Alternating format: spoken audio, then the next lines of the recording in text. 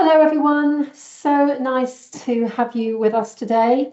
We've got nearly 600 people registered for this webinar, which I think tells you everything you need to know about where providers are at in relation to CQC. You want information, you want to know what's going on, you want to know what the latest is. So I'm so pleased that we're able to help fill that information gap. I mean, everything we're sharing is in the public domain, but I know you're so busy and just going through and finding the time to kind of look at different websites and look at different emails that have come through is really tricky. So I'm super happy that we have Marina Martin, our home care specialist, to do all that for us at CareLineLive. So she has been briefing us as teams on what's happening with CQC in recent years, in fact, because we all know that there have been a lot of changes over the last few years, haven't we? Sorry, let me just, Alice is saying we can't hear anything.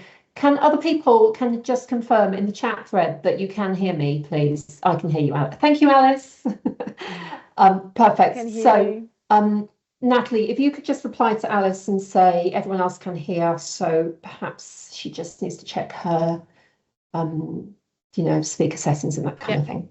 Okay, thank you very much. So, this always happens at the beginning of webinars, doesn't it? You start talking and there's all manner of other kind of stuff going on in the background, and I end up getting waylaid into other things. So what we're doing today is we are looking at CQC Draft Assessment Framework. This is a deep dive for you as adult social care providers. So CQC are at the moment in a consultation process with providers. That feedback closes on the 12th of June.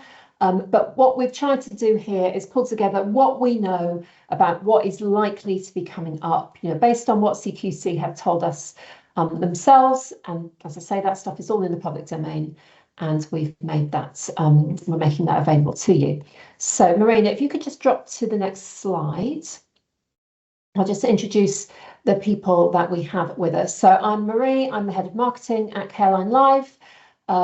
Marina, as I have already said, is our home care sector specialist. I'm sure a lot of you will have been to her webinars before. Marina's going to deliver the bulk of this webinar, and then we're going to hand over to David Sanders. He's the Chief Operating Officer for MOA Benchmarking. MOA is a sister company to CareLineLive, and they have a fabulous compliance and CQC reporting tool. Will help you with your quality, with your audits, and more besides.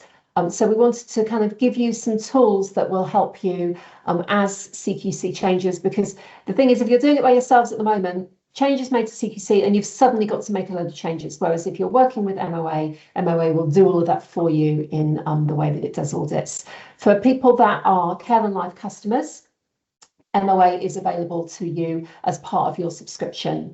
If you're not a CareLineLive customer, you can still purchase MOA. And obviously, if you're not a CareLineLive customer, but you're interested in talking to us about home care management software, we would love to do you a quick demo. So just either pop your email address in the thread or reach out to us via the website. So Marina, do you want to just jump to the next page? Right, okay, it's my turn now. Just before Marina just jumps into this, just a couple of housekeeping pieces, please. If you have any questions, please put them into the chat thread. There's too many people here to open the mic to everyone. So pop them into the chat thread. I will either interrupt it, Marina, at the time to say, oh, could you just answer this question? Or we will handle those questions at the end. Hope that's all okay. So I'm going to hand over to Marina now. Thanks very much. Thanks very much, Marie. Well, welcome everybody. Thank you so much for joining. So we're going to look at the road to the new framework and just having looking at the little bit of background. What we need to know is why now? Why are we having this change?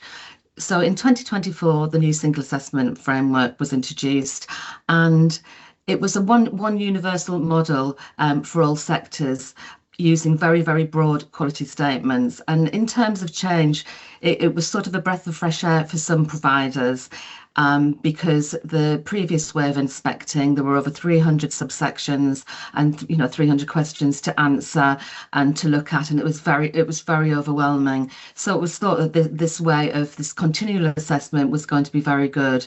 But actually what happened was there was a huge sector backlash, and there was 2 independent reviews and a report. One was from Dr. Penny Dash. The other one was from Mike Richards, and there was also a report in conjunction with CQC from the Care Provider Alliance. And in general, what happened was that through those consultations and the subsequent reports, it was found that there was a lot of vagueness. People didn't really understand what was happening, and there was a lot of inconsistency at a specific sector level, which just doesn't work. You can't compare adult social care with hospital environments. It's just not the same at all. So looking at October 2025, a new consultation was launched, Better Regulation and Better Care. You've got the link there. You will get the slides at the end, or not at the end, but in a couple of days' time when they're all downloaded. So looking at better regulation and better care, there was an absolute overwhelming response that providers wanted a sector-specific framework, and thankfully that looks like it's going to happen now. So what's happened is there are going to be 4 sector draft frameworks that have been published, and really exciting for adult social care is that adult social care is going to take the lead in the transition. So let's keep our fingers crossed that we're going to be first rather than last, which is what we usually experience within health and social care. So there are going to be 4 specific frameworks: adult social care, mental health care, primary care and community care, and hospital care. What we're going to be focusing on today is purely adult social care. That means the parts of the sector that come under adult social care are going to be care homes, domiciliary care, supported living, and day services. So that's what we're going to be looking at today. So I just wanted to sort of make some comparisons just so we sort of know where we are with this draft frameworks. And just to say that let's remember that this is a draft framework. I think it would definitely going to be going down this road. I think it's a very solid road, but it is a draft and there's a lot of tweaking going on. I'll tell you about the timeframes, etc. later on. So just looking at the elements, and then we're going to look at what the single assessment framework was like and what the new framework is going to give us. So looking at the scope, well, with the single assessment framework, it was a universal, all sectors were identical, they were being inspected in the same way, which clearly just doesn't work for different parts of the sector. So as we just said in the last slide, the new sector framework is going to have those 4 distinctive frameworks, which is, hopefully going to be an absolute breath of fresh air for adult social care. In terms of assessment units, well, the assessment, people were finding the quality statements really difficult to understand. They were very broad, they were very vague, and they didn't sort of apply to a lot of services, not in that sort of general holistic term. So now there's going to be, CQC is saying 24 key lines of inquiry. But what they are saying is they're really worried about duplication because through the consultation, they've heard that there's a lot of duplication within the quality statements, and they want to make sure that the clear lines of inquiry are going to be very clear. We are going to look at that a little bit later on. In terms of rating mechanism, the scoring model was really complex and, very, very difficult to understand. And, I do recall attending a CQC webinar about the scoring, and I really felt that, the CQC person that was presenting was finding it really hard to explain it. So if they find it hard, providers were going to find that hard. So that really had to change. So now the rating mechanism is going to be very much on professional judgment, plus the scoring on the rating characteristics. In terms of sector relevance, again, with the single assessment framework, it was that one size fits all, which, as I said before, just doesn't work. We know that. So now the new sector framework is going to be specific for adult social care, so home care, care homes, supported living, etc., and daycare services. In terms of focusing on evidence, of course, with the single assessment framework, we did have the evidence categories, which was slightly helpful, but mixed up with the quality statements, it just became a compliance nightmare, really, and it was just very hard to follow. So now CQC are really honing in and drilling down on outcomes for people, and everything's going to be very much more evidence-based. In terms of the I statements and we statements, there isn't any information about we statements. So I would presume that CQC will not be focusing on we statements, although they do need to know what your intentions are. But initially, with a single assessment framework, the I statements, so they were very peripheral. They weren't sort of a real sort of intrinsic part of that framework. And of course, now we're looking at, you know, a very, very different way of looking at the I statements. They're going to be central. They're going to be co-produced by CQC and yourselves, because, of course, the I statements are very much linked to your type of service. So, you know, and additionally, I would say that people who are using services are very, very much part of that I statement part of the framework.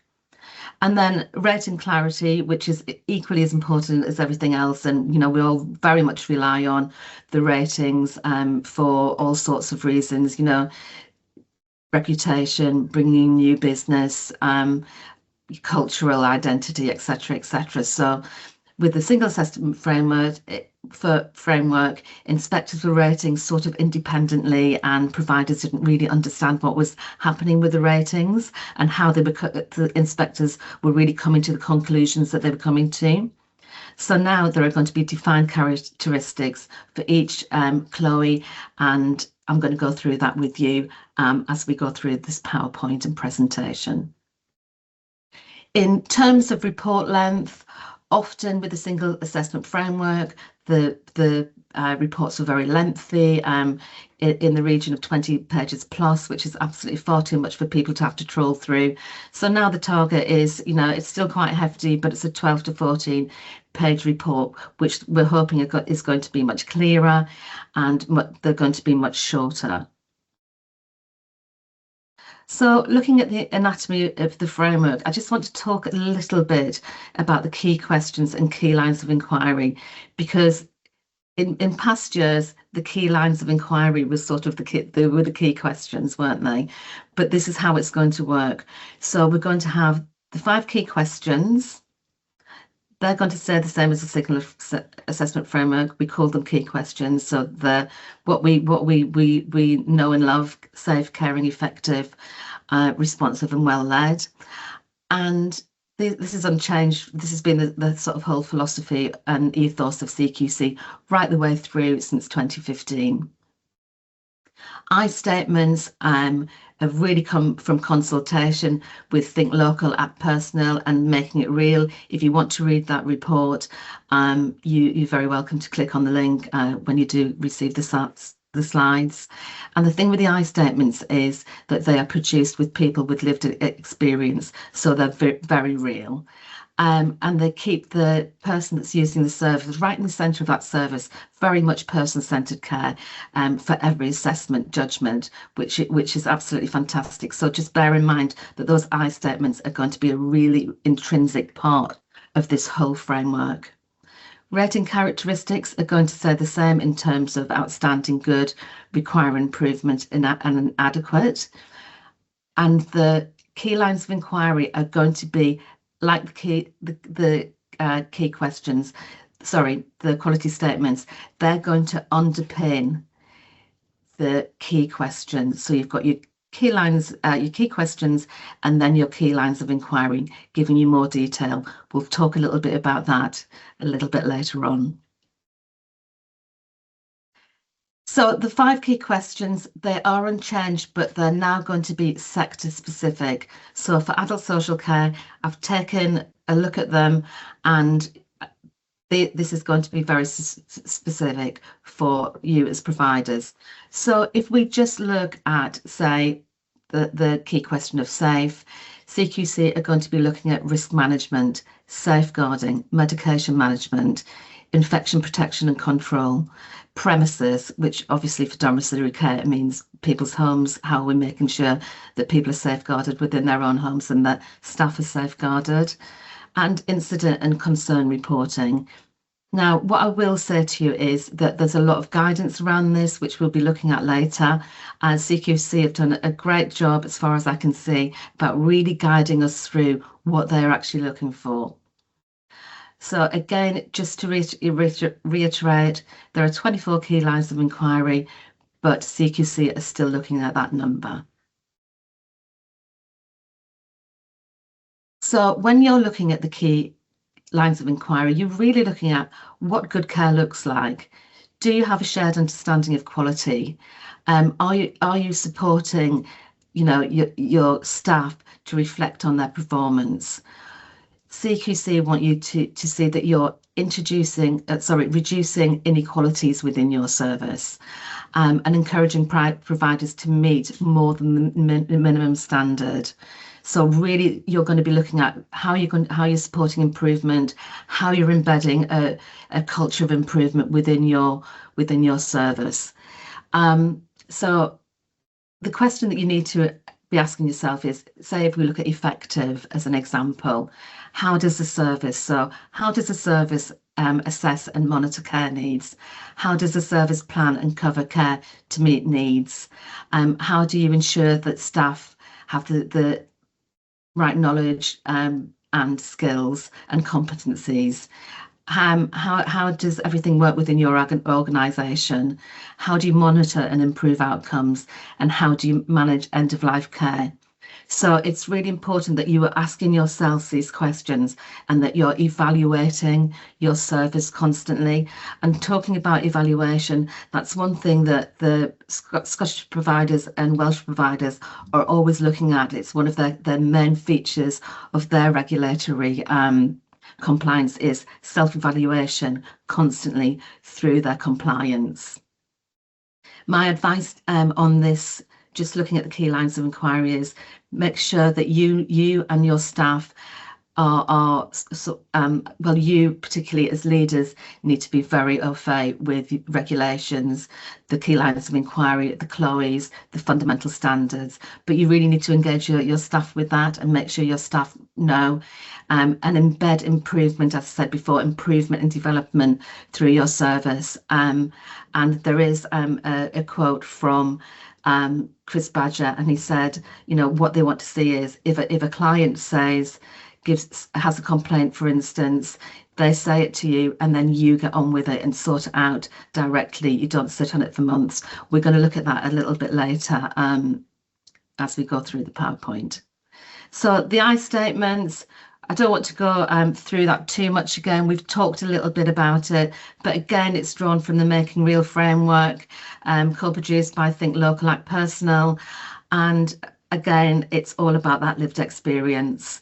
And I will reiterate that make sure that when you're looking at I statements, you're really sort of tailoring them to meet your service and your service user needs. So just having a look at a few examples under safe and caring, one of the statements is, I feel safe and my dignity is respected at all times. Under effective, I'm supported by staff who know me and understand me. So that's sort of effectiveness, continuity of care, etc., etc. Caring and responsive, I know how to raise a concern and I'm confident it will be heard. I would really hope that, that all of your people that are using service really feel confident and know how to raise a concern. I think that's part of an induction of a new client, is to make sure that they have all of that knowledge and that they have a voice and they feel that it's not going to be detrimental to them to raise a concern. And then looking at effective and well led, the service report supports me. Sorry, the service works well with others who support me. So it's all about that person being right at the centre, and CQC really want to see a lot of evidence that is pertaining to that. Just going to have a little drink because my throat's getting a bit dry. Okay, so moving on, the rating characteristics. are being introduced, and these are clear descriptions of each rating level, such as good or requires improvement, what it looks like in practice. So the CQC are giving a lot of guidance to help provide a better understanding of what each rating means. So if we look at, for example, the rating of good, so a good provider will meet or exceed expectations in an umbrella term. So some of the key pointers are that the evidence and the way they deliver care is solid and consistent. The evidence meets really good standards of what's expected. They're very responsive to feedback and to people's needs.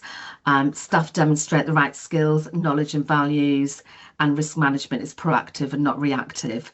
So do take a good look at this slide. It really gives you a lot of information about just what CQC are looking for. We're going to go into that in a little bit more depth now, in fact. So this is the next 3 slides are all about the key question of SAFE, and this actually comes from the draft framework. And I just wanted to show you how this is set out and the guidance that you're being given, because I think the guidance is really very, very, very important, and it's really embedding what you need to be outstanding, what they're looking for under that key question of SAFE, what they're looking for with good, if you require improvement, how you're going, where your gaps are, and of course, if you're inadequate, you're in quite a lot of trouble. So you really need to sort of have a look and see what they're actually thinking about your service. So under the key question of SAFE, one of the key parts is that you are protected from abuse and avoidable harm. So you've got your I statements there. You've got 2, 4, 6 I statements there that relate to that key question. And then underneath that, you've got your key line of inquiry, which is safety culture. And here you're looking at the scope of the safety culture. What does CQC want from you? What do they think, or they know that you need to be looking at? So you need to be looking at, have you got a safe culture? How are concerns raised safely? What kind of culture do you have? Do you have a closed culture? Do you have an open culture? Of course, they want to see an open culture where, that culture is embedded right across the service. And are you practicing a duty of candour? And within this, underpinning your key line of inquiries is exactly what you need to look at each rating and to meet each rating. So if I just go on to the next slide, each column, there's quite a lot in this draft, but it gives you exactly what you need to meet outstanding, good, requires improvement, or obviously if you're inadequate. So just looking at standing, one of the things that CQC want to see is when an incident has occurred, the people affected are partners in helping to understand what has gone wrong. People are supported to be involved in the process. If you're looking at that with requires improvement, CQC is saying actually what's happening with your services, the service isn't consistently open and transparent about incidents that have occurred and how it will improve. So they're giving you a lot of information and guidance. They're guiding you through exactly what you need. And that's why this consultation and the continuing consultation is very important, that everybody gets involved and gives their view. And it's just the same. I've just made sure that you've got the whole of that information for that key line of inquiry. So in terms of observations, you will have read or you might have heard that CQC aren't interested in observing domiciliary care providers, so they're not going to be going into people's homes, etc. But if you sat on my webinars before, you'll know that this is one of the sort of things that I talk about a little bit, is that observations really matter, and they really matter to CQC. And what CQC was saying in a recent talk that I was listening to was that observations are very, very important with all the other sectors, but they're not bothering with that for adult social care for obvious reasons. And I would say that's home care. I wouldn't say that's care homes. in particular. I would say it's specifically domiciliary home care. So what I would say is that they are pushing in the other sectors that this is really important. So make sure that your spot checks are absolutely on the ball. Your records are your witness about your observations.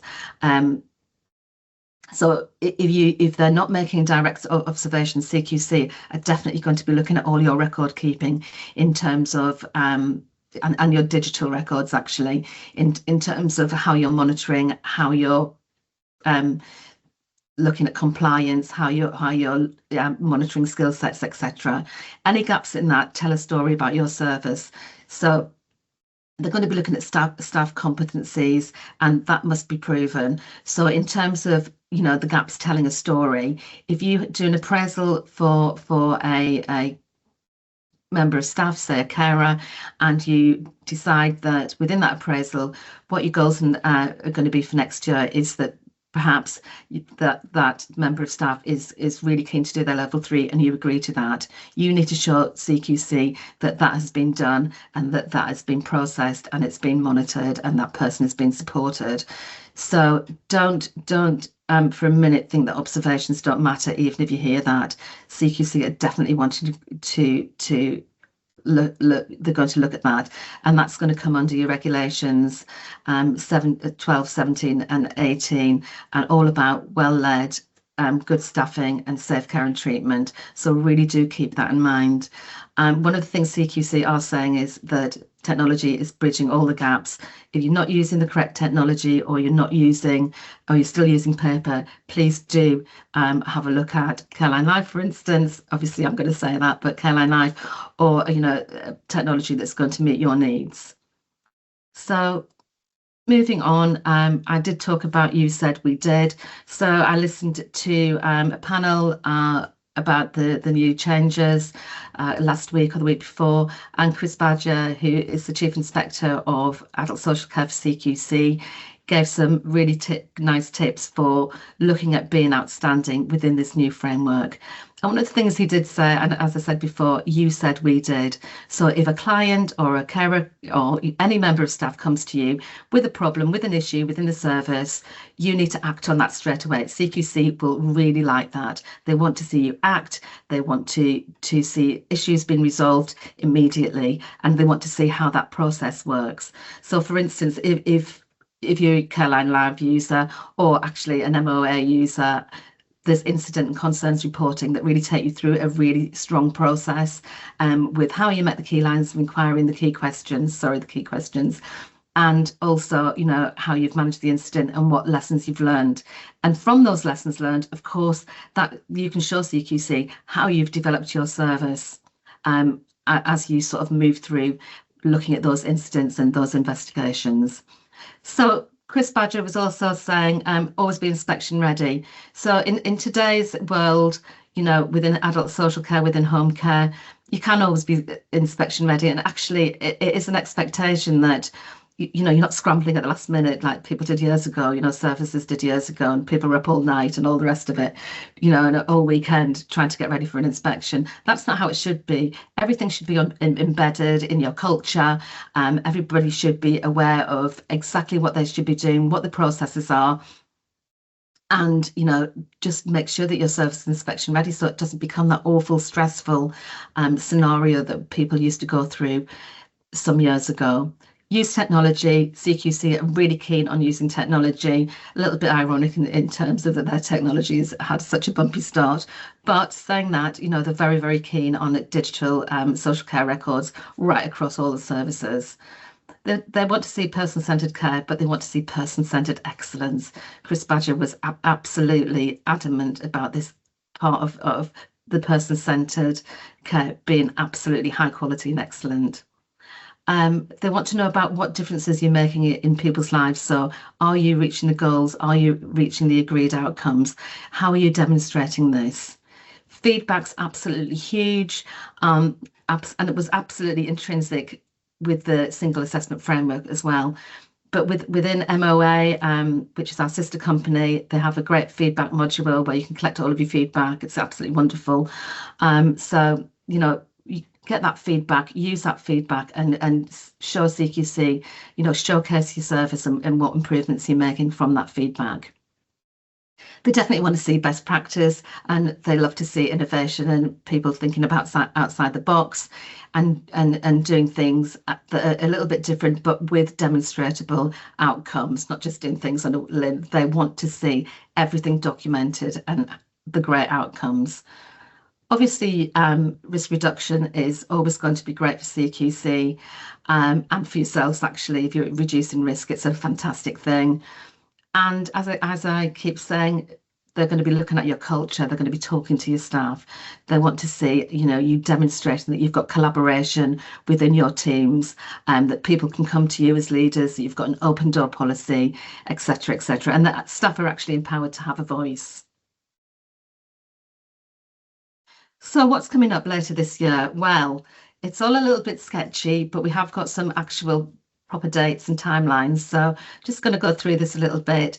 At the moment, the consultation is again continuing until the 12th of June. There's a link further on in the PowerPoint presentation that you can go to have your say. But they're looking at your feedback. They want to know, and people using services, their feedback as well, stakeholders. They want to know about your feedback. They want to co-design this whole framework with providers. They're going to test it, they're going to strengthen it, and they're going to implement it. So I think the sort of vast majority of the framework as we see it now, it seems to be sort of the centre of the framework, but that it's going to be tweaked and strengthened, etc.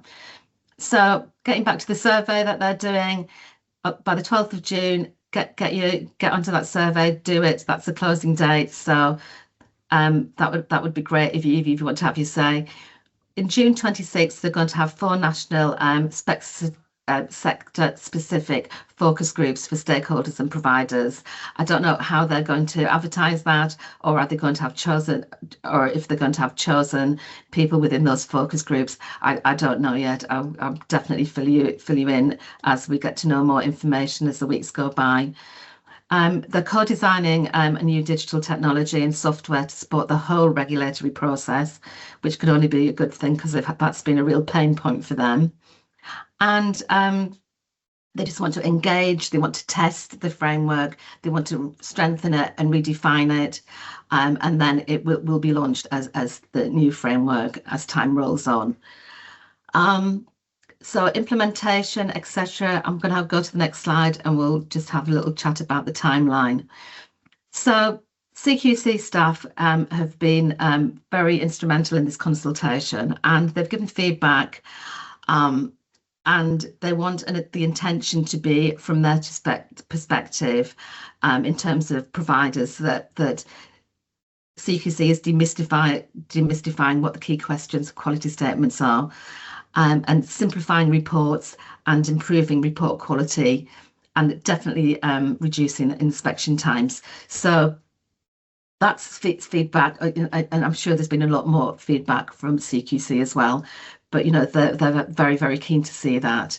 So this month, all providers will be allocated a lead inspector. So you'll all have your own lead inspector. They're really keen that you build relationships with your inspector and have regular conversations with them. I've found personally in the past that the inspectors that I've dealt with have been very, very helpful, and they really want to iron issues out before inspection. So if you've got issues, you can go to them, you can get advice from them.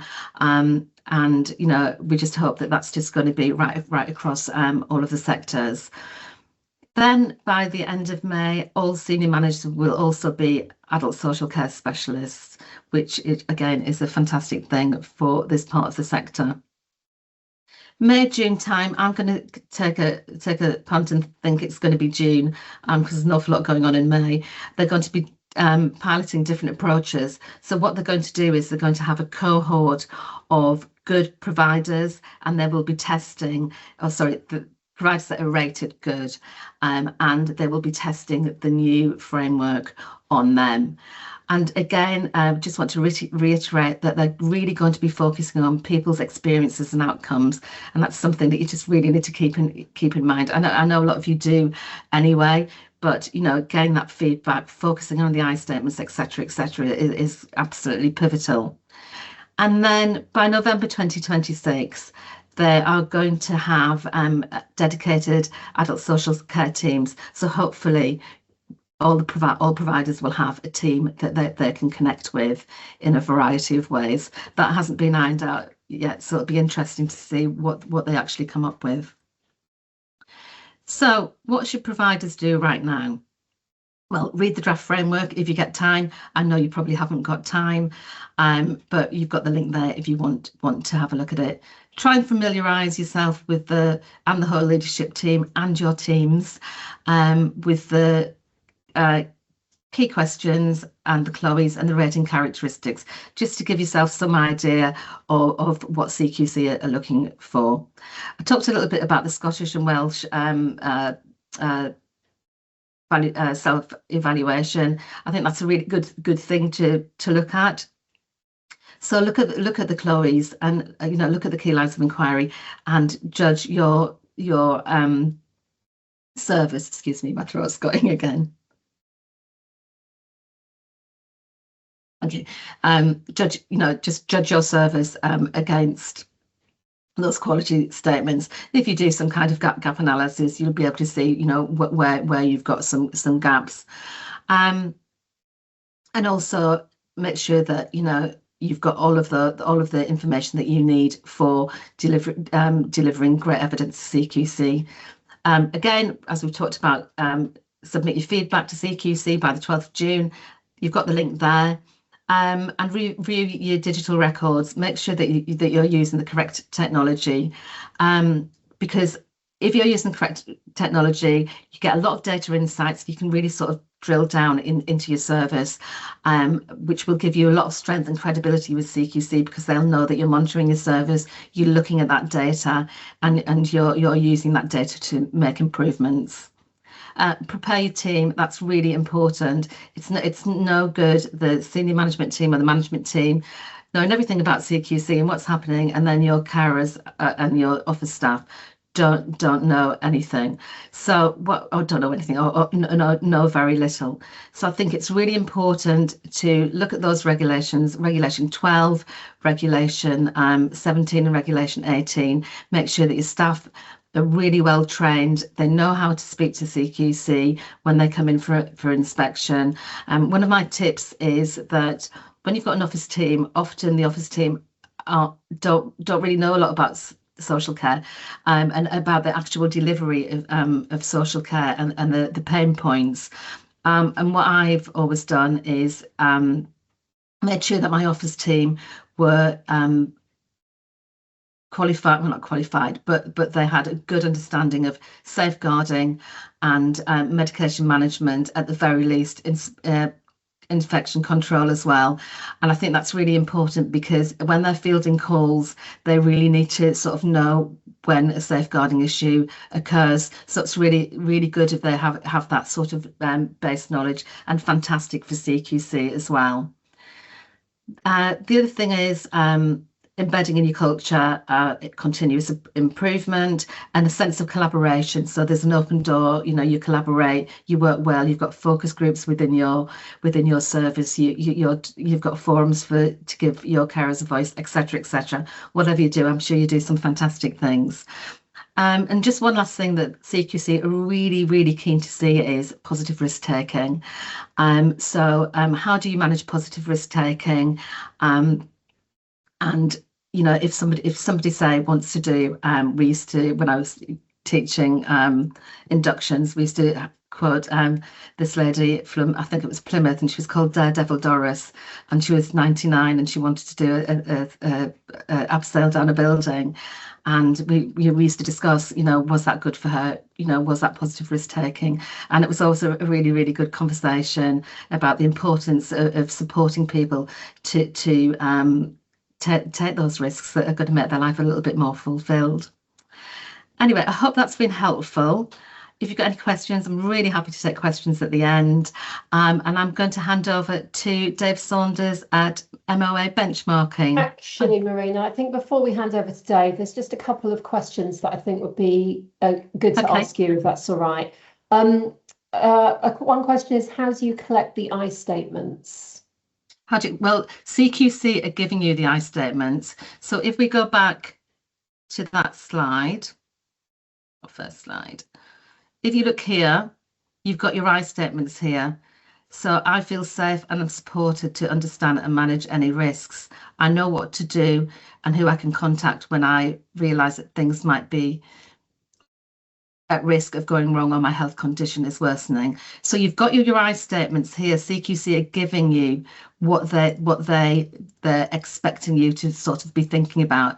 I would say it would be really prudent to add your own I statements, as I said before, just to make sure that you're covering your service users, your clients, to exactly you're sort of tailoring it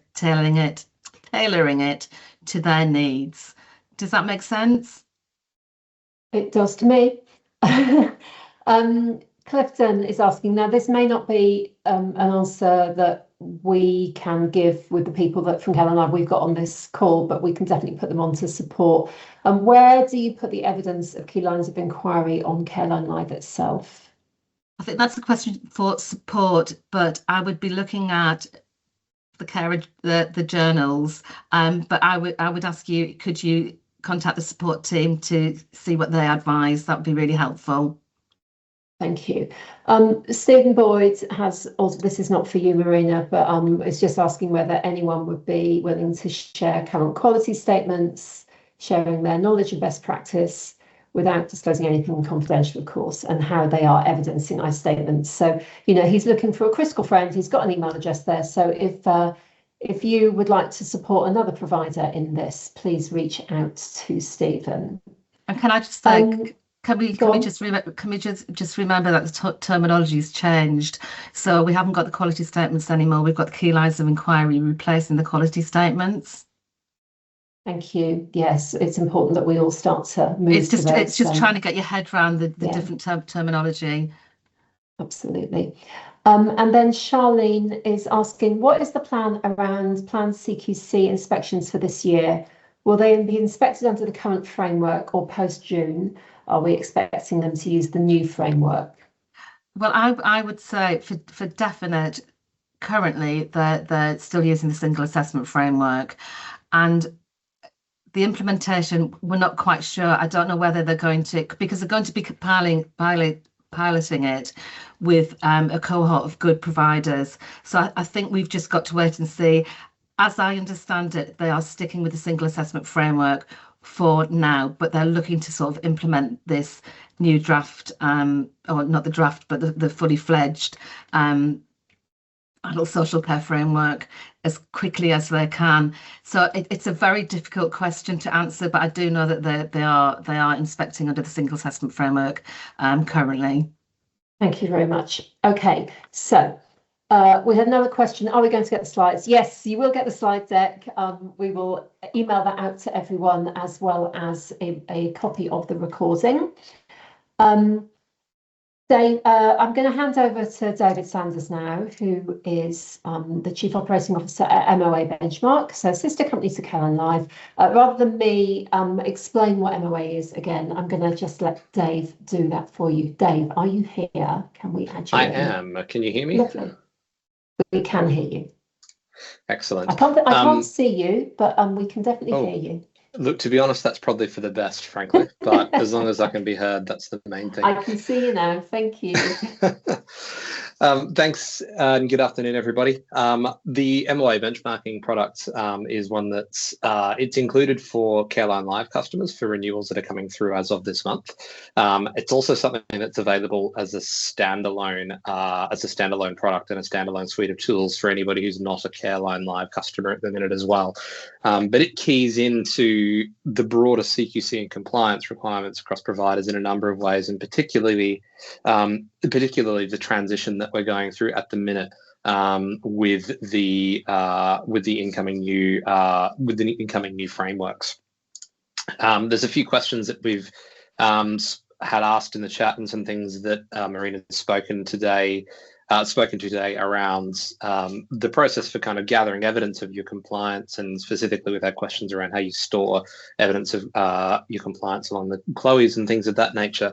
But also, as we talked about, CQC are looking in their inspection process for the broader systems around that, in terms of not just are you collecting this evidence, but are you using those tools to drive continuous improvement? And have you got, proactive risk monitoring systems, and are you doing stuff about your feedback that you're receiving and using all of that to drive service improvement? So that's all stuff that you can do through the MOA platform. So we thought we'd just give that as a bit of an example of one product that that meets that need really well. I'll just bring my screen up. We won't spend a huge amount of time going through this or anything, but with the MOA solution, fundamentally what we do is we've got a team of people who are cut from the same cloth as Marina and my other colleagues in that quality and compliance space, I suppose, who have real expertise and backgrounds in this domain. They provide a suite of tools in that platform that lets providers go through and comprehensively assess against, at the minute, the single assessment framework. But when the new standards are rolled out, which is potentially going to be sometime later this year, all of the stuff that's in here gets transitioned across. So evidence of compliance that's captured at the moment, and continuous improvement planning that's captured under the existing assessment framework in for the MOA users currently, will just migrate across from day one automatically. As those tools are completed, obviously the first thing that comes out of that is your evidence of compliance. Again, what we're looking at here is mapped against the single assessment framework, but it's going to transition across to the new standards when they come in, and that that kind of fundamental approach will still broadly be the same. But this gives you kind of at your fingertips the aggregated results of all of those self-assessment tools that have been provided and that you've been completing. So at the moment, across all of the quality statements, we're looking at how we're performing overall on those based on all of that auditing data. And we can drill into those and get more detailed overviews. So for SAFE, we can have a look at this and we can see what evidence we have to support what that level of performance is. So we can see kind of what our rating is and what our compliance is like on each of those individual characteristics. And then in terms of the evidence base, we can go down here and we can have a look at the individual assessments and internal auditing that has been done that supports that. So if you drill into these, it'll bring up all the individual things that are touched as part of that auditing process. But that'll let you look at a really robust framework for here's how we're monitoring our performance against the framework. Here's what that's telling us. Here's the evidence base for that. And then that transitions across to those service improvements and the continuous improvement planning as well, of course. So the outcomes from all of that data flow through into improvement plans and improvement opportunities that are identified through that. So again, for your own internal processes, this really streamlines that. It makes it really easy to pick that data up and do something with it. For CQC purposes and demonstrating that you're doing something with it, again, it's all kind of front and center. So we can take a look at all the things that are flagged as potential risks or gaps or things we could be improving. And then we can get an overview of kind of what those improvements have been. So again, not just your compliance data and your self-assessment data, but through a few different lenses, we can see what those service improvements are and demonstrate that that's being done effectively. So we can see what we're doing, what we're doing for safe, what we're doing for effective. And again, new standards, this will all transition across automatically and bring all of the existing data with it. So you don't need to go through that kind of admin headache of remapping it all. And then we've got those various other components that Marina was talking about earlier as well, in terms of the importance of looking at your accident and incident data, looking at feedback and complaints data, and being able to drill into what that's telling you, and again use that to drive your service improvements. So within that MOA product, again, it's just one example of the way that it can be done. But this, again, is a really powerful tool for aggregating up all of that data about your incidents at a higher level and having a look at, what types of incidents we're seeing, how severe are outcomes from those, what's the other, trends and pieces of information that are being made apparent through that process. And then that can be pushed through to that service improvement planning as well. And in the same way with your feedback and complaints, again, what are the topics that are being that we're receiving feedback about, both positive and negative, and how can we use that to drive service improvements. So all of this interface here will allow you to, again, kind of drill into those individual topics and follow your way through to what improvements have been done as a result of that information. So it gives you that that really comprehensive evidence base. So don't want to make this too much of the plug or a product demo or anything like that, but in terms of, yeah, all of the things that CQC are going to be looking for with the new framework and with the new approach to assessment and inspection, these types of tools are ones that are going to be really valuable to you in terms of demonstrating that you've got the process, demonstrating that you're getting valuable information out of it, and that you are then doing something with that information, and that's leading to improvements in quality of care and quality of service for your clients as well. So again, as we mentioned, for those of you that are CareLineLive subscribers, if you're wanting to take a closer look at how these solutions work, your best bet's to reach out to the CareLineLive support team, and they'll tee up a demo with one of the MOA specialists within that team who can walk you through this. If you're not a CareLineLive client, we're also really happy to chat to you as well. You can reach out to any one of the organisers from the event today, and we can run you through this. It works just as well as a standalone product rather than integrating in with CareLineLive. In terms of data transfer, yeah, that's something we can definitely do out of CareLineLive. There's just a couple of questions trickling through from that. Any relevant information that's hosted in those systems, we can pull that through via the APIs. So accident incident data, lists of clients that you're working with so that you can pre-fill some auditing data around that as well.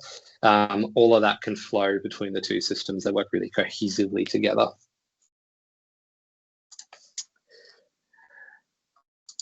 Cool, and that's about all that I wanted to jump in on with that. I'll go back to Marie and Marina now for anything else. Thank you very much, David. So just to clarify, we will be sending an email to you. It will give you the website of MOA, so you can have a look at their website, and if you want to reach out and have a bespoke demo for you, you can. If you are not a CareLineLive customer and you would like to know more about CareLineLive and what we do in terms of home care management, software provision, we will send you a link so you can book a demo, again, bespoke with us, and our sales staff are also trained to be able to run through MOA at a reasonably detailed level as well. We will send you the slide deck from today. We'll send you the recording from today. So don't expect this today. This will come over the next day or two during the week. I think we have managed to answer the questions.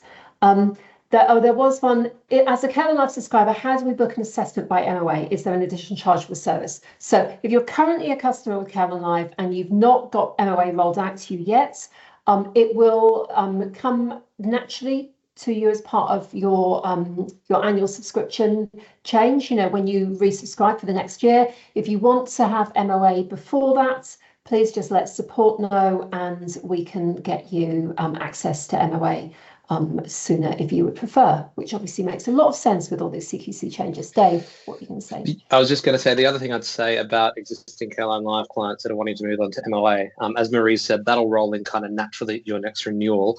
If you want to jump in earlier than that, you can. Also, depending on your specific contract, more often than not, you're able to lock it in at a lower rate than you would be if you waited until your contract renewal comes around. So if it's something that you're looking at getting started, it's probably worth getting in touch sooner rather than later, and you'll lock it in at that cheaper rate for the next 12, 18 months, depending on where you sit in your renewal cycle. Yeah, it's not, once you renew, it's not an add-on, it is part of the CareLineLive subscription. But between now and then, you know, if you want it, you would just need to renegotiate your subscription. And we're always very, very fair with that kind of thing. You can talk to Nick and Emre, as I'm sure you have done in the past. Okay, thank you, Liz. That is a demo of MOA, I take it. We will note that and come back to you. Look, thank you so much, all of you, for giving us your precious time this afternoon. We do appreciate it. Thank you very much to Marina, who has spent many, many hours researching and putting together the information here. And David, thank you again to you for giving us your time as well. I thank you, all of you, for all of your lovely comments. I'm glad you find this helpful. I know we talk about CQC in relation to when we send emails out or run webinars, as we're scratching where you're itching. We absolutely understand that, and we'll do our very best to keep you abreast of all the changes.